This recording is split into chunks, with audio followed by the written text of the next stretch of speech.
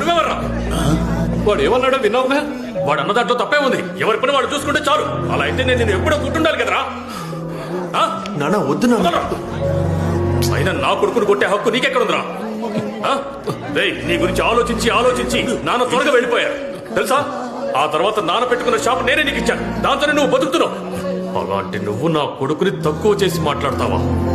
రే ఏంట్రా, చుట్టాలందరూ ఉండగా ఎందుకురా గొడవ?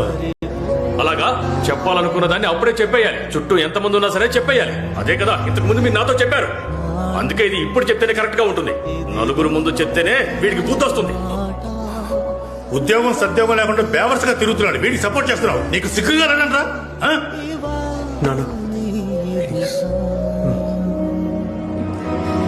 ఇప్పుడు నీ వయసు ఎంత? నీ వయసు ఎంతో చెప్పరా? 26.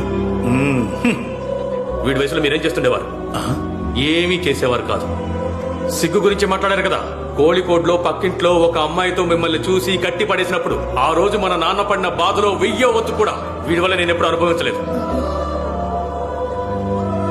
ఒకళ్ళకి నీతులు చెప్పేటప్పుడు వాళ్ళ గురించి కాస్త ఆలోచించుకోవాలి. అప్పుడు నీతులు చెప్పాలి. నా కొడుకు ఎలా బతకాలో వాడికి తెలుసు. వాడికి ఎవరో నీతులు చెప్పక్కర్లేదు.